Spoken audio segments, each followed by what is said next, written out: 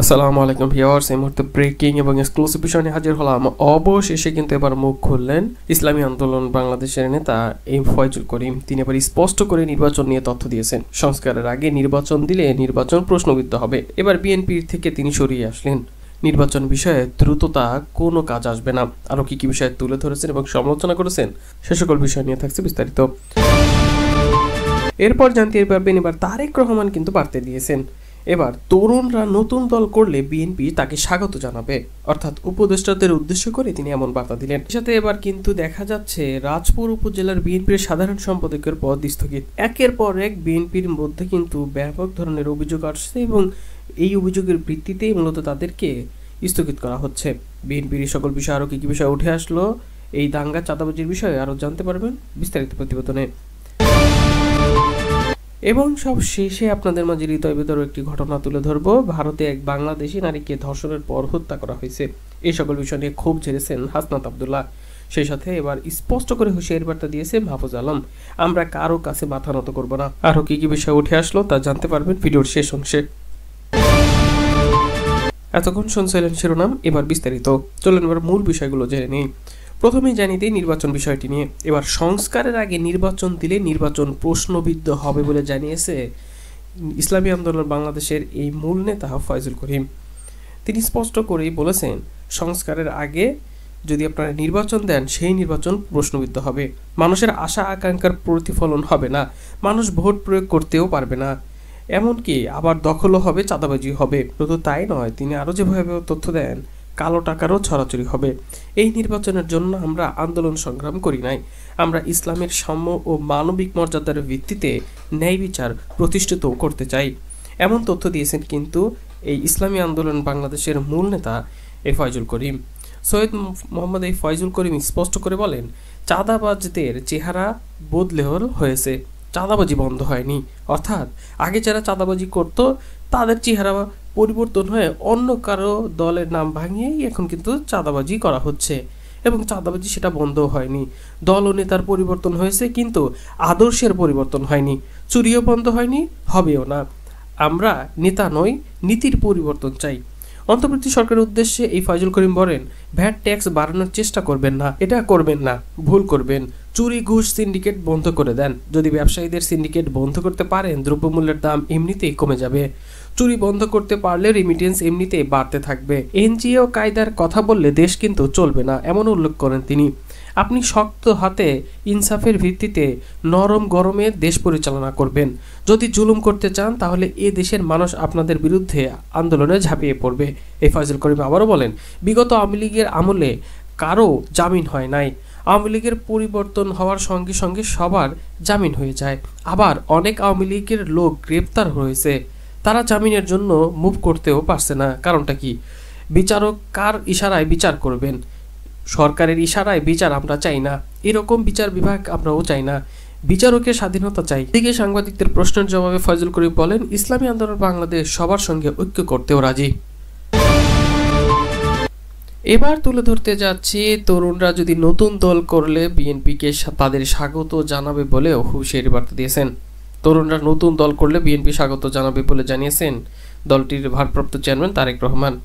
তারেক রহমান বলেন, দেশের ছাত্র তরুণরা রাষ্ট্র রাজনীতি ও রাজনৈতিক ব্যবস্থার প্রতি আগ্রহী হয়ে পড়েছে। এটি অবশ্যই একটি ইতিবাচক দিক। এসব তরুণরাই গত ১.৫ দশকে একটি নির্বাচনও ভোট দিতে পারেনি। গণতান্ত্রিক রাজনৈতিক অধিকার বঞ্চিত এসব তরুণদের কেউ যদি জনগণের অধিকার প্রতিষ্ঠায় নতুন রাজনৈতিক দল গঠন করে, অবশ্যই বিএনপি সেই উদ্যোগকে স্বাগত জানায়, তবে কোনো প্রশ্নবিদ্ধ পথে নয়। পথটি হওয়া উচিত স্বচ্ছ এবং স্বাভাবিক। নির্বাচন নিয়ে বিতর্ক সৃষ্টি পলাতক ফ্যাসিবাদের অবস্থানকে শক্তিশালী করবে বলেও মনে করেন তিনি বলেন, আগেও আমি বলেছি, আজও আমি আপনাদের সামনে আবারও তুলে ধরতে চাই, নির্বাচন হচ্ছে জনগণের রাজনৈতিক ক্ষমতার নিশ্চিত করার অন্যতম প্রধান কার্যকরী হাতিয়ার। নির্বাচন অনুষ্ঠান নিয়ে বিতর্কিত সৃষ্টি করার অর্থ নিজেদের অজান্তে পরাজিত পলাতক ফ্যাসিস্টদের অবস্থানকে শক্তিশালী করা। নেতাকর্মীদের উদ্দেশ্যে তারেক রহমান স্পষ্ট করে হুঁশিয়ারি বার্তা দিয়ে বলেন, সর্বস্তরের নেতাকর্মীদের প্রতি বরাবরের মতো আমার আহ্বান থাকবে, আপনাদের কোনো কার্যক্রম নিয়ে কেউ যাতে বিভ্রান্তি ছড়ানো কিংবা বিতর্কিত সৃষ্টি হওয়ার লিপ্ত হওয়ার সুযোগ না পায় সে বিষয়ে অবশ্যই আপনাদেরকে সজাগ থাকতে হবে। জনগণ বিএনপির সকল রাজনৈতিক ক্ষমতার উৎস। জনগণ সঙ্গে থাকলে কোনো ষড়যন্ত্রে আমাদেরকে পরাজিত করতে পারবে না বলে হুঁশিয়ারি বার্তা দেন তারেক রহমান। অন্যদিকে কিন্তু শৃঙ্খলা ভঙ্গের দায়ে বিএনপির সাধারণ সম্পাদকের পদ স্থগিত করা হয়েছে রাজাপুর উপজেলায়। দলীয় শৃঙ্খলা ভঙ্গের অভিযোগে মূলত ঝালকাঠির রাজাপুর উপজেলার বিএনপির সাধারণ সম্পাদক মোহাম্মদ নাসিমউদ্দিনকে দলীয় পদ থেকে স্থগিত করা হয়েছে। শনিবার দুপুরে জেলা বিএনপির আহ্বায়ক সৈয়দ হোসেন ও সদস্য সচিব শাহাদাত হোসেন স্বাক্ষরিত এক বিজ্ঞপ্তিতে তার দলীয় পদ স্থগিত করা হয়।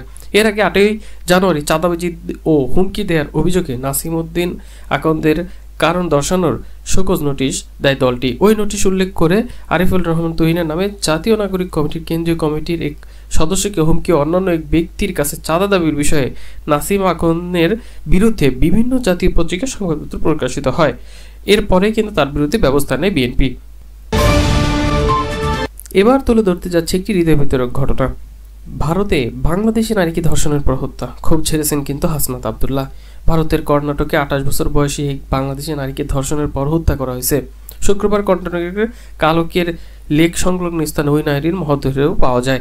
এ ঘটনায় ক্ষুব্ধ প্রতিক্রিয়া জানিয়েছে বৈষম্য বিরোধী ছাত্র আন্দোলনের অন্যতম আহ্বায়ক হাসনাত আবদুল্লাহ। তিনি তার ফেসবুক স্ট্যাটাসে স্পষ্ট করে হুঁশিয়ারি বার্তা দেন। পোস্টে লিখেছেন, ভারতের একজন বাংলাদেশি নারীকে ধর্ষণের পর হত্যা করা হয়েছে। বাংলাদেশ এবং বাংলাদেশিদের প্রতি ভারতের বিজেপির তৈরি করা ঘৃণা এখন আক্রোশে রূপান্তরিত হয়েছে। উগ্রবাদী কর্তৃক একজন বাংলাদেশি নারীকে ধর্ষণের পর হত্যাকে বাংলাদেশের রাষ্ট্রের সম্মানহানিকর চেষ্টা হিসেবে আমি দেখছি। তিনি আরো বলেন, ফরেন মিনিস্ট্রিকে অতি দ্রুত ভারতের কাছে জবাবদিহি চাইতে হবে। হত্যাকারীদের বিচার নিশ্চিত করার জন্য সর্বোচ্চ প্রেসার ক্রিয়েট করতে হবে। পাশাপাশি ভারতে থাকা বাংলাদেশের নাগরিকের নিরাপত্তার জন্য পদক্ষেপ নিতে হবে। উল্লেখ্য, গত শুক্রবার বেঙ্গালুরু রামমূর্তি এলাকার কালকের লেকের কাছে থেকে ওই বাংলাদেশি নারীর মরদেহ উদ্ধার করা হয়। দেশটির পুলিশের ধারণা ওই নারীকে ধর্ষণের পরে তাকে হত্যা করা হয়েছে। এ বিষয়টি তুলে ধরেন কিন্তু হাসনাত আবদুল্লাহ। অন্যদিকে কিন্তু মাহফুজ আলম কিন্তু আবারও হুঁশিয়ারি বার্তা দিয়েছেন, আমরা কারো কাছে মাথা নত করব না, সাফ জানিয়ে দিয়েছেন তিনি। অন্তর্বর্তী সরকারের উপদেষ্টা মাহফুজুল আলম বলেছেন, আমরা ছাত্র জনতা রক্ত দিয়ে হাসিনাকে উৎখাত করেছি, আমাদের কারো দাবিদারি করার আর দরকার নেই। হাসিনার দাবিদারি করার যে প্রক্রিয়া সেটিকে নস্যাৎ করে দিয়ে নিজেদের রক্তের বিনিময়ে স্বাধীনতা নিছি, আমরা কারো কাছে আর মাথা নত করব না, এমনটা বার্তা দেন তিনি। তিনি আরো বলেন, আমরা 111 চাই না, 111 নিয়ে মিশে ভয় পাওয়ারও কিছু নেই। বাংলাদেশে সেনা শাসন আসার কোনো প্রেক্ষিতই নেই। রাজনৈতিক দলগুলোকে আহ্বান জানিয়েছে মাহফুজ আলম, আসুন বাংলাদেশের পন্থার মধ্য দিয়ে আমরা যারা ফ্যাসিবাদ বিরোধী শক্তি আছে ঐক্যবদ্ধ হই, সংস্কারগুলো করার জন্য সরকারকে সহযোগিতা করুন। তিনি বলেন, আওয়ামী লীগ আবারও যদি দিল্লির কোলে আশ্রয় নিয়ে আমাদেরকে দিকে চোখ রাঙাতে চায়, আমরা বসে থাকবো না।